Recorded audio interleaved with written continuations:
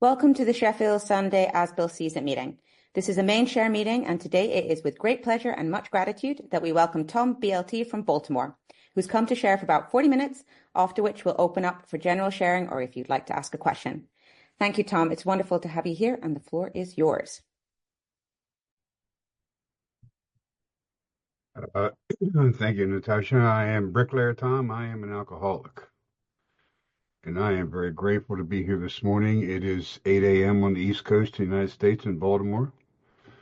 The BLT is Bricklayer Tom. It's the nickname they gave me. It could be Bacon Lettuce Tomato. It could be Big Loud Tom, which is what my wife says it is. Or Baltimore Tom. It could be whatever you want. Or just Tom is fine. It is an honor and a privilege anytime anyone asks me to share at an AA meeting. And I guess it's because it makes me grateful that somebody besides me thinks I have something to say worth listening to. And I will share with you real quick why I picked this particular reading. I want to thank young Lee for asking me to come in here this morning. He's spending the morning with his kids. He sent me a message, said he wouldn't be able to be here, but I will thank him later for the invite. I have some friends that I invited to come and join us. And I am an alcoholic. And I'm okay with that. I have no problem being an alcoholic. I am very comfortable being an alcoholic. I've settled into this alcoholic way of life very comfortably. The reason I am here is because I don't ever want to be a drunk again, ever. I don't mind being an alcoholic. But, staying sober is pretty easy for me. Getting sober was a nightmare. My sobriety date is 11/17/95, which means I just recently celebrated 29 years sober. I'm very grateful for that. It took me a long time to get there. I'm not a first nighter, and I'll just touch on this very briefly. My first sobriety date was 6/7/89. It's when I came into AA, and stayed sober for 6 years. And because I thought I could get away with it, I kind of walked away from AA for a little bit to try to play catch up for pissing away 20 years of my life and having nothing to show for it. And at 6 years sober, I got the bright idea that I could get away from AA for a little while. Not because I thought I was cured or thought I was going to be different or I could drink. I just thought I could get away with it. The same reason I did most of the stuff I shouldn't have done, because I thought I could get away with it. And I lasted 2 months, and I picked up a drink and landed back in a jail cell with handcuffs and leg shackles on again. It took me 8 months to get back here. And that was over 29 years ago. So I'm no shining example how to get this right the first time. And I will go into a little bit of detail about how I got here, and then I want to get into the reading and share with you why I picked this particular reading. I drank until I couldn't drink anymore. My first drink was my first drunk. I picked up a bottle of Boone's Farm wine at age 13, drank it in 20 minutes, went into immediate blackout, threw up all over myself, got lost going home, and almost got thrown out of my house. And I was 13. And that literally describes the next 20 years of my drinking. I have never once picked up a drink that I didn't end up drunk.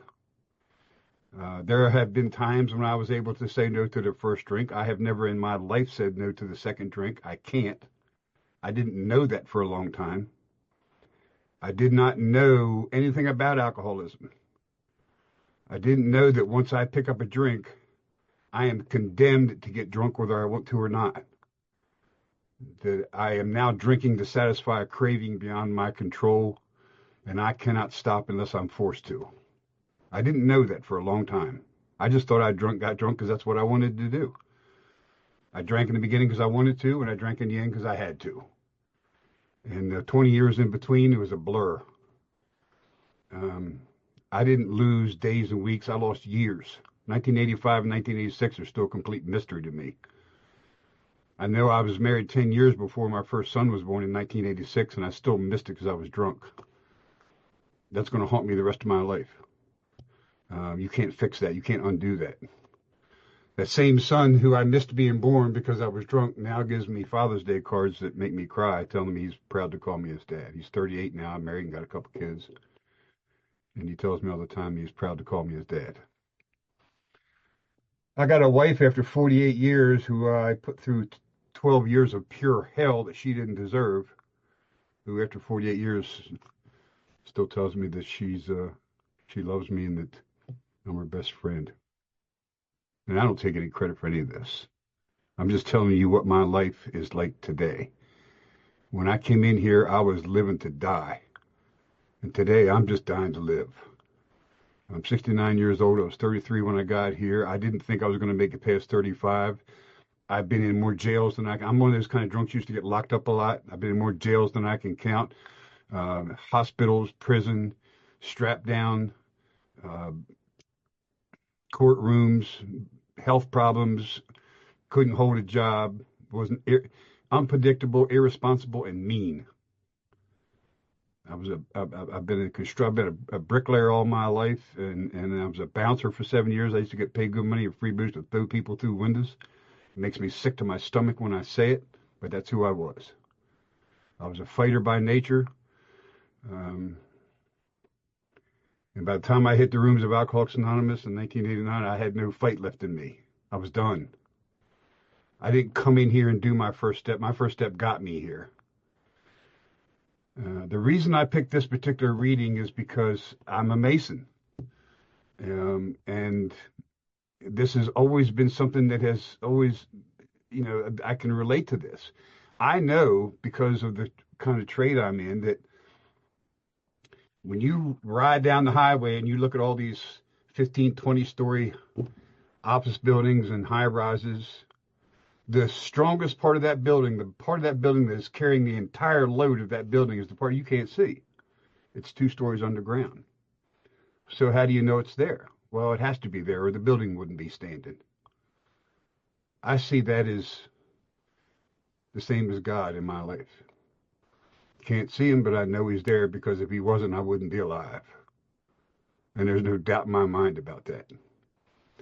Now, I'll say that to say this. I was an agnostic when I got here. If you're new here, that simply means that I had a belief in God, but absolutely no faith in it whatsoever, and I had never prayed in my life. I just thought it was silly. And I'm one of those guys that have been in enough situations because of my drinking that most people would be begging God to please get me out of this. I never did. I'm one of those hard-headed, stubborn, macho ego idiots that, I got my ass in this, I'll get my ass out. And it almost killed me twice. So my story is very simple. I woke up in Adams County State Prison in Pennsylvania with blood on my clothes and stitches in my face again. And something in me snapped. I've had four drunk driving charges, and so this was not anything new to me. And when I woke up in that jail cell, something in me broke. This is not the way my life is supposed to turn out. I was raised better than this. I'm smarter than this. Why can't I make this shit stop? And I got scared. And I'm a 6'2", 250-pound barroom brawling redneck stonemason. I don't scare easy. But when I woke up in that jail cell that morning, I was scared. I knew that there was something wrong with me that I couldn't fix. And I was not used to that. And I had been around AA for years because of those DWIs. I wasn't here to get sober. I was here to stay out of jail. I didn't want anything you people had. I don't want to hear that God thing. I'm not going to do any damn steps. I don't want to join any stupid fellowship. I don't want to do any of this stuff. My sponsor said, you don't have character defects. You got what's called self-righteous indignation. Now, I've never looked that up because I'm not sure I don't want to know what that means. I know it doesn't sound good, whatever it is. He said, you got an attitude problem. And I did, a bad one. Well, what happened to me when I woke up in that jail cell, I knew I can't make this stop. And so I walked back into the rooms of Alcoholics Anonymous, this time not to save my ass, but to save my life. And I knew it. And I walked up to a gentleman who was 30 years sober for the first time in my life. I reached out my hand to another man, and I said the 5 magic words of Alcoholics Anonymous. Will you please help me? 5 simple words. Sounds easy, doesn't it? Not if you're me. It was the hardest 5 words that ever came out of my mouth. And when I asked this man to help me, he said two things to me. And if I live to be 150 years old, I will never forget what that man said to me. The first thing he said to me scared the hell out of me. And the second thing he said to me saved my life. And the first thing out of his mouth was, "There's not a thing in this world I can do to help you." He took one look at me and knew I was beyond human aid. And then he did something that most people did not do to me. Now, this guy was about 5'6", big around as he was tall, bald head, dark glasses, bad breath. And this man walked up to me and got right in my face and poked me in the chest with his finger, which is, I promise you, something most people did not do to me. And this guy didn't care. And he looked me right in the face. He said, "Son, if you truly want help, I suggest you get on your damn knees and ask for it, and you better mean it. I don't care whether you believe it or not. Nobody cares what you believe. But you better mean it, because if you don't, he'll know it." And he turned and walked away and left me standing in that hallway shaking. Because I'm an educated man, got an IQ of about 135. I'm not stupid. I know what he's saying, that I get on my knees and pray. And that's when I really got scared, because I knew I don't know how to do that. I've never done it. And so I walked back outside on the porch and I tapped him on the shoulder again. And I said, "John, I don't know how to pray. I don't know what words to use. I don't know how to pray." And this man, this beautiful man, without hesitation, looked me right in the face. He said, "Son, if you've been beat up enough and sick enough and scared enough and desperate enough, you get on your knees and open your mouth, you'll know exactly what to say." And that's the man that saved my life, because he was brave enough to tell me the truth. And so, because there was nothing else left to try, I was at the end of my rope. I had already tried everything I knew. I had exhausted all my resources. Everything I cared about was gone. Everybody that I loved was gone. I'm living in a vehicle with everything I own in a trash bag in the back. So I really didn't have a whole lot of options to weigh at that particular time in my life. And so I did what the man said. I got on my knees in a pitch black room, and for the first time at age 33, when my knees hit the floor, what came out was, "God, please help me. I'm a drunk and I don't want to die this way." And I assure you, I'm in it. And I'm not going to sit here and try and tell you what happened. If it's happened to you, you don't need me to explain it. If it hasn't happened to you, it's not going to make any sense. My first spiritual experience was not the first time I got on my knees, was when I got back up. I don't know how long I was down there, but I knew my knees were sore when I got back up, so it must have been a while. I don't remember. But when I got back up, I got this overwhelming sense that somehow, some way, everything's going to be okay. I don't know where that came from. And so I went back into the rooms of Alcoholics Anonymous. I walked up to a man who I'd seen in the rooms before. For some reason, when this man would open his mouth, I would listen. I didn't listen to anybody else. But for some reason, this particular guy, he was an old West Virginia farm boy. He was a former Marine, did 2 tours of duty in Vietnam, very spiritual guy. And when this man would talk, for some reason, I would listen. And I walked up to this man and I said, for the second time in my life, "Will you please help me?" And here's what he said.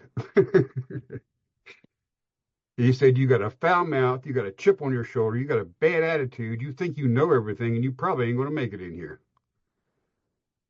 And I thought, man, where's the love? I'm not feeling the love, man. And then he said to me,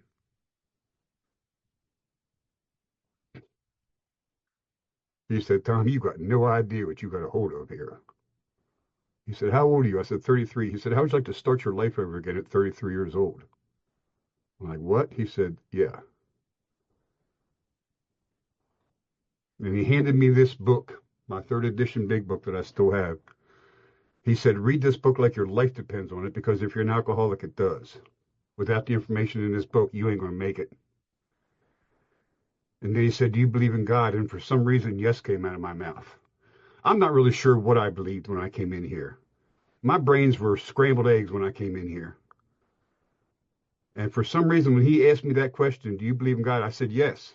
He said, good, because you're going to need him, because without him, you ain't going to make it. I am very grateful for those guys when they came in here. They didn't blow smoke up my ass. They didn't pat me on the back for saving my own life. They didn't sugarcoat this thing. They told me the truth. That man that told me to get on my knees and ask God for help, he died 6 weeks later of a heart attack, 31 years sober. I never met him again. But I see his face every single day. I can still hear his voice. That man died never knowing he saved my life because he was willing to tell me the truth.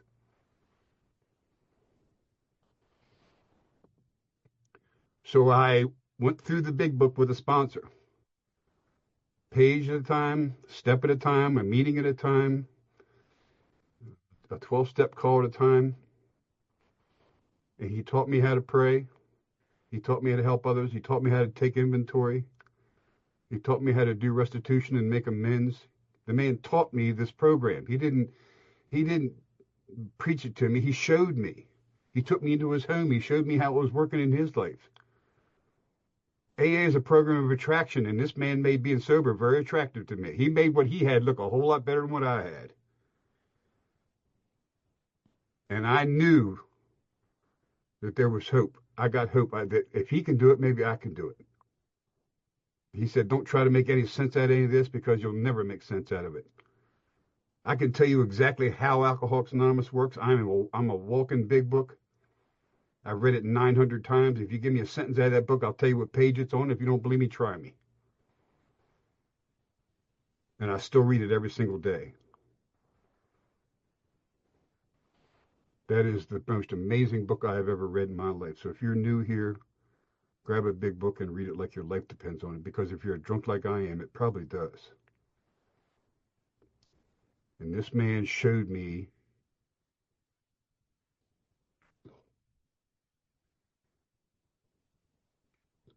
this man taught me how to grow up. He showed me the difference between being married and being a husband. He showed me the difference between having kids and being a father. He showed me how to be a son. He showed me how to be a productive member of society. He showed me how to be honest. He taught me how to be compassionate and tolerant of others. He showed me how to be helpful and responsible. This man taught me how to grow up at 33 years old. And if anybody tells you that's easy, they're lying to you because it's not. But it's really simple if you follow the directions in that big book. It's not complicated. This is not quantum mechanics. This is very simple stuff. Trust God, clean house, and help others. The reason I picked this reading out of Bill C's is because the foundation that I had when I came in here was built on sand. There was nothing under me when I came in here. Some people come in here and talk about having a hole in their soul. I didn't. I was hollow inside. There was nothing under me. And I know that if you take a foundation, I've been building houses my whole life. If you cheat on the foundation, I don't care what you build on top of it, it will not last. But if you make that foundation stronger than it needs to be, you can build anything you want on top of it. It'll last forever. And the reason the foundation needs to be done right is because it's usually the hardest part to get to if something goes wrong. Above ground, you can fix whatever you see, but with the part that's underground is harder to get to. So you better do it right the first time. I learned that when I first got in this trade when I was 16 years old. You better get the foundation right. The foundation that I built in Alcoholics Anonymous is based on spiritual principles. It's based on honesty, integrity, commitment, responsibility, and service to others.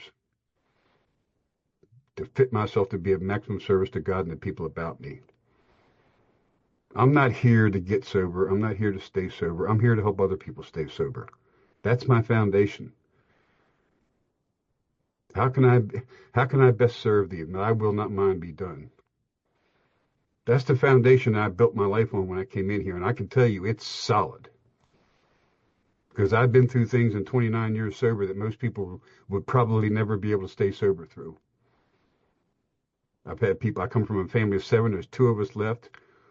I just went to a funeral 2 weeks ago, a cousin that died from pancreatic cancer that lives 20 minutes from me, who I thought was getting better, and then they turned on her, and within 2 days she was gone. I didn't get a chance to say goodbye to her. I'm a little pissed off about that. I got a brother-in-law, my wife's sister's husband, good man, landscaper, laying at home, just got home yesterday, day before yesterday, from the hospital for second brain surgery, brain cancer, that we didn't think was going to be, we didn't think was going to make it through the new year. He's getting better. I got to tell you guys, I got an incredible life today. I can't think of a single human being on this planet that I would trade my life with. Now, I'm a commercial stonemason. I'm very good at what I do. I work on $2 and $3 million houses all the time. They ain't got what I got. You can't buy this anywhere. There's no price tag on this. But you can walk into this fellowship and reach out your hand to a bunch of complete strangers and completely start your life over again. I know it sounds insane because when my sponsor said it to me, I thought he was crazy. I said, what do you mean start your life over again? How do you do that? He said, go on with the rest of the steps. Keep going. The first step is very simple. You can't fix something if you don't know what it is you're trying to fix. In order to find a solution, you got to first find the problem. What's the problem? I got a body that's severely allergic to alcohol and a brain that tells me I can't live without it. That's the problem. My brain tells me the solution to all my problems is more of the same shit that caused all my problems. And the only thing that's going to make me feel better is more of the same shit that made me sick. That's what my alcoholic brain tells me. And I didn't have an answer for it, and I couldn't shut it off. Step one. Step two. Came to believe that a power, not in a power. The second step doesn't ask us to believe in anything. It just simply says, came to believe that a power, some kind of power, somewhere, somehow, can restore me to sanity. Does that power exist? I believe it does. Second step. Are you willing to do whatever you got to do to find that power and connect to it so you can stay sober? Yes. Third step. When I came in here, I thought the problem is I need drugs and alcohol to change the way I feel. And I came in here and you people said that ain't the problem. The problem is this constant, incessant need to change the way you feel. Something feels good, I got to make it feel better. If something feels bad, I got to make it go away. And I got to tell you, alcohol worked for a long time doing that. The only problem with that is if you do it for 20 years like I did, you'll get to a point where you can't feel anything except numb and scared and pissed off and alone.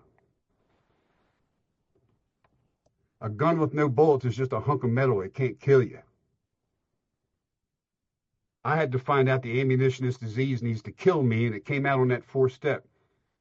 My sponsor said, here's my instructions for a fourth step. List the shit you did and the people you did it to. That was my complete instructions on doing a fourth step. And it worked. And it was 5 pages front and back of some of the cruddiest stuff you ever want to lay eyes on. And I got to tell you, it wasn't the booze that was killing me. It was that stuff. That's the stuff that made me constantly need to change the way I feel, to bury that crap. It's not fear and resentment that blocks us from God. That just keeps us sick. What blocks me from God is guilt, shame, remorse, regret, embarrassment. That's the stuff that's blocking me from God. And when I went through that fifth step with my sponsor, 3.5 hours later, he went upstairs to take a shower, left me down in his living room with the big book for 45 minutes. And when he came down, he said, how do you feel? I said, I feel closer to God than I ever have in my life. He said, perfect time to do 6 and 7. He said, are you entirely ready? And at that moment, I assure you, I was 100% entirely ready to have that shit gone. He said, good. And we got on our knees and we did the 7-step prayer. My Creator, I am now willing that you should have all of me, good and bad. I pray that you now remove from me every single defect of character that stands in the way of my usefulness to you and to my fellows. Grant me strength as I go out from here to do your bidding. 56 words that changed my life. And on the ride home from my sponsor's house to my house, which is a 20-minute drive, I had a spiritual awakening to the point where I had to pull off the side of the road because I couldn't see to drive because tears were streaming down my face. And I can assure you that ain't me.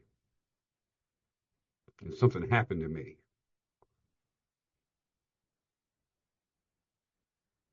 I can tell you exactly how this program works. I don't have a clue why it works. I call it the grace of God because nothing else makes sense. And I assure you, when I came in here, I did not want God to be the answer. Please let it be anything but that. And I've had time to think about that. And I think it's because it scared me.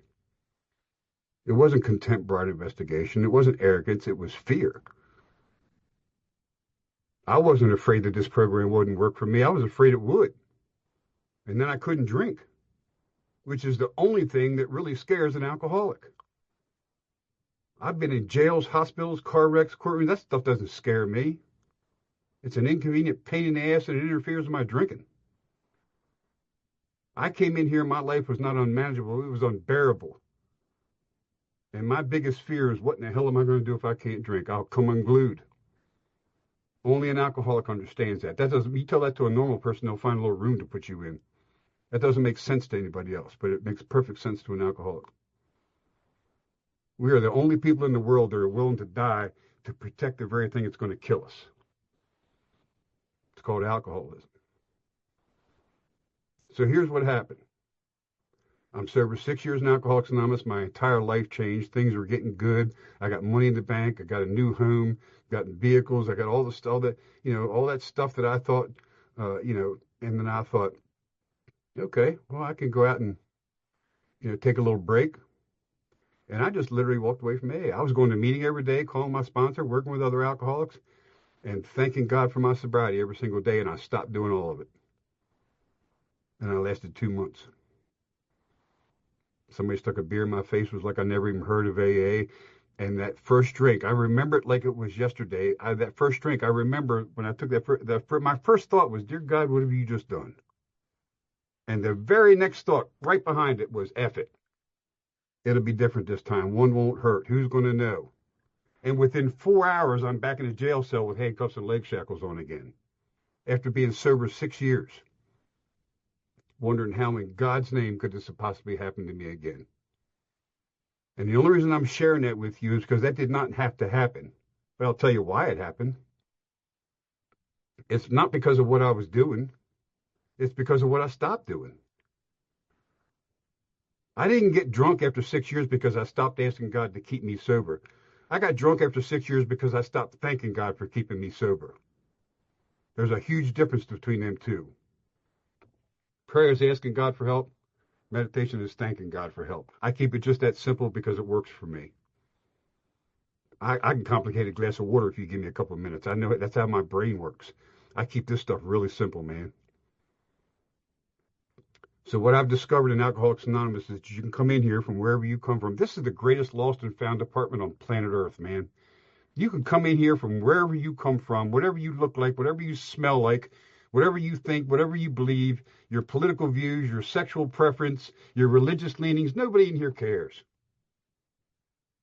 You can come in here, reach out your hand and say, will you please help me? And watch what happens.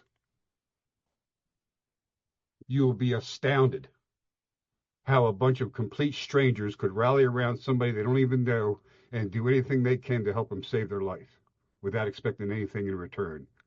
Show me another place on planet Earth where you can find that. And you know that's even better than that? You can walk into AA. I call it BYOG, bring your own God. You can walk into AA and make peace with your own God in your own way and in your own time and call it whatever you want. I mean, where else can you do that? If you're new in here and you're an alcoholic like me, you do not have to wait for the miracle to happen. If you're sitting in this room right now and you have not had a drink today, the miracle's already happened. You're sitting in it. All you have to do is do a little bit of work and stick around here in order to hold on to it. I know that 29 years sober today, I need this program more than the day I walked in here. Why? Because I got more to lose. When I came in here, I had nothing to lose. The clothes on my back, that was it. Today, I got everything to lose. I got a whole brand new life to lose if I'm not careful.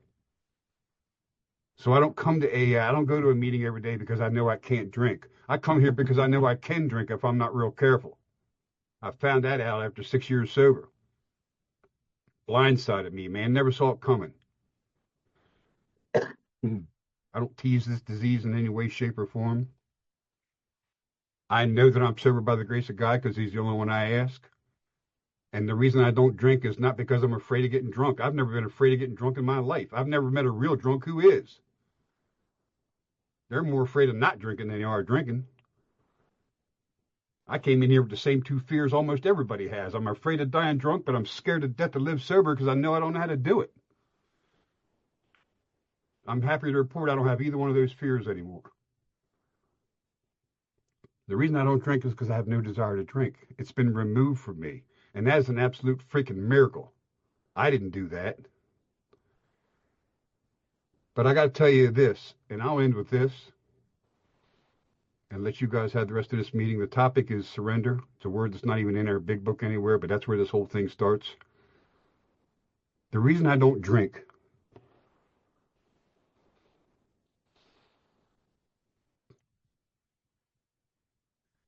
is because for whatever stupid bullshit excuse I can come up with in my alcoholic brain to pick up a drink, in order for me to wrap my hand around a drink today, I would have to first deny the grace of God. And that scares me to death. Getting drunk does not scare me. I'm not one of those guys, I'm afraid if I pick up a drink, I'll die. I'm afraid if I pick up a drink, I won't die. And then I'll have to go back there and live in that godless, spiritually disconnected, wretched life again. And I would rather be dead than go back there. I don't want to see those tears in my wife's eyes anymore. I don't want to see that look of disappointment and hurt on my mom's face. I don't want to see my son shaking like a leaf because he's scared of his daddy. I don't want to, that stuff I don't ever want to see again. But the thing that really scares me is losing that connection that I found in here. That power source that I need to not pick up a drink, to have a defense against the first drink that I don't have by myself. If I lose that connection, I'm a dead man. I'm that kind of an alcoholic. Because that's the only defense I have. And I don't want to lose it. So if you're new here, my God, man, I wish I could I wish I could explain to you what you got a hold of here. You can come in here and you not only find a way to be sober, you can be happy at the same time. I never thought that was possible. I know how to be sober, don't pick up a drink. I know how to be happy, pick up a drink. How in the hell do you be happy and sober at the same time? I didn't think it was possible. Well, it's one of those times in my life where I'm grateful to God I was wrong. I wouldn't trade my life with anybody today, and I should be dead. I put enough booze and drugs in me in 20 years to kill 10 people. There ain't no reason in hell why I'm still alive. And if I got what I really deserved, I would not be sitting here talking to you. I'd either be dead or behind bars or divorced or homeless or something, and I'm none of those things. And I should be all of them. So thank God I didn't get what I deserve. I found that the program of Alcoholics Anonymous, the process of recovery, this is not about how bad you want it. It's not about how bad you need it. It's about what are you willing to try that you've never tried before. And in my case, it was getting on my knees and asking God for help, something I never thought in a million years I would ever do. And I am grateful to God that that guy told me that's what he did. And I've been doing it every day since. I don't want to lose this, man. I'm not here to get sober. I'm not here to stay sober. I'm here to help other people stay sober. And somehow, magically, by doing that, I haven't had to take a drink in 29 years. So I think there's a connection there somewhere. So the only thing that's ever been asked of me when I came into AA, they told me, those old timers said, if your life is spared and you don't die from this shit, the only thing that we ask of you is stick around here and pass it on to the newcomer. And if you do that, we'll call it even. And I've been trying to do that ever since. And it's given me a life that I didn't think possible. It served me well. And it's allowed me to feel not just a belief in God, but the presence of God in my life. It's a big difference between having God in your head and having him in your heart. And that's the magic of the 12 steps. I want to thank Young. I'll thank him later for asking me to come in here. Natasha, thank you. God bless you all. Stay safe, stay sober, and have a happy 2025. God bless you all. Thanks.